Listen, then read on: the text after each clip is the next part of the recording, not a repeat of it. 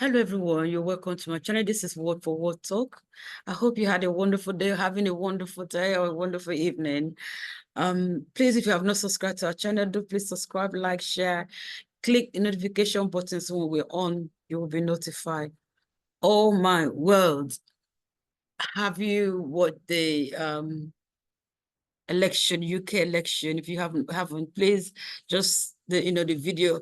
We've recorded the video, it's right there. Just go and watch how the UK election goes. But unfortunately, the Conservative actually lost. Prime Minister Rishi Sunak has resigned. It's so sad. One thing I had wanted was when he announced to us he was going to they were going to have election on the 4th of July. That was in May. And I'm thinking, okay, that's too, it's so short a time. Now a lot of people in the country are kind of like, okay, we're done with these people. They've been here 14 years or whatever. We need a change. I know, no, anyway. When he came up with that, on the news was like some of his cabinet, they want him to. They felt it was such a short time, and quite a high number of them backed out. Like, we're not supporting you on this. And then within a few days, one person, two people, they just kind of keep dropping off. So more or less, he actually made a decision. I know he's a leader. He has that right to make the final decision, which he made, and I don't think it really worked out.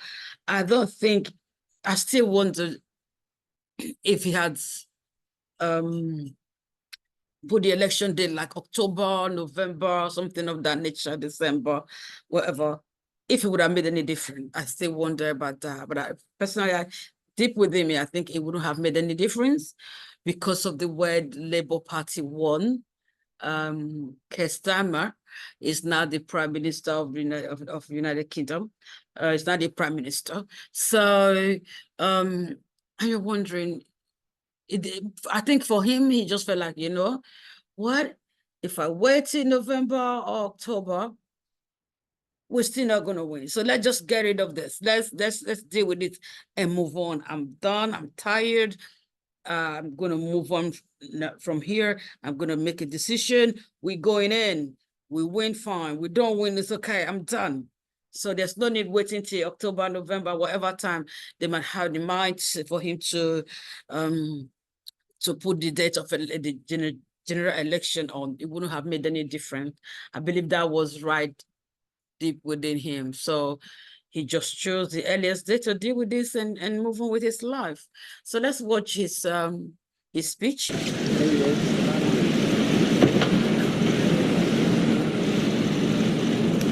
Good morning. I will shortly be seeing His Majesty the King to offer my resignation as Prime Minister. To the country, I would like to say first and foremost, I am sorry. I have given this job my all, but you have sent a clear signal that the government of the United Kingdom must change, and yours is the only judgment that matters. I have heard your anger, your disappointment, and I take responsibility for this loss.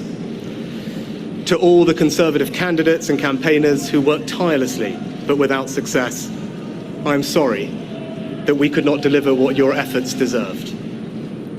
It pains me to think how many good colleagues who contributed so much to their communities and our country will now no longer sit in the House of Commons.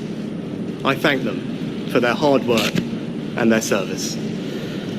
Following this result, I will step down as party leader, not immediately, but once the formal arrangements for selecting my successor are in place. It is important that after 14 years in government, the Conservative Party rebuilds, but also that it takes up its crucial role in opposition professionally and effectively. When I first stood here as your Prime Minister, I told you the most important task I had was to return stability to our economy.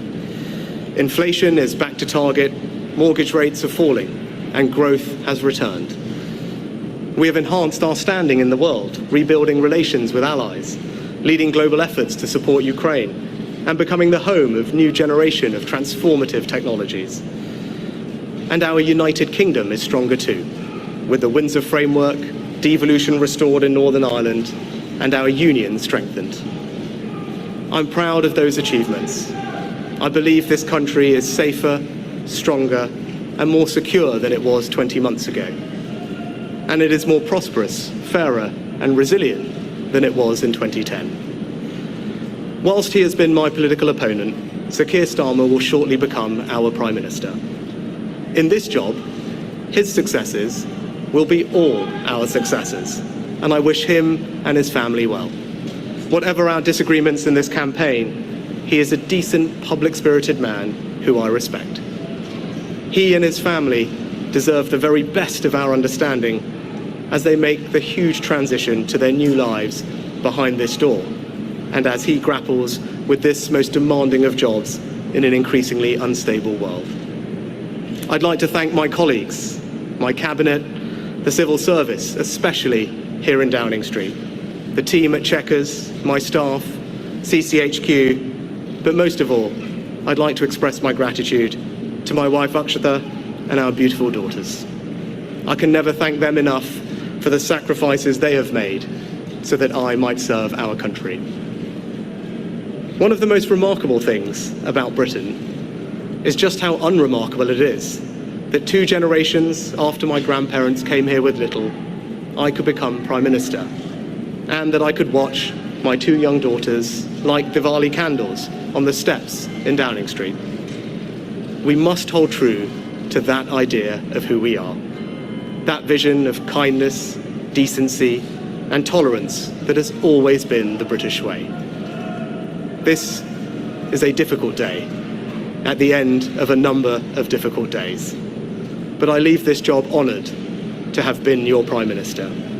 This is the best country in the world, and it is thanks entirely to you, the British people, the true source of all our achievements, our strengths, and our greatness.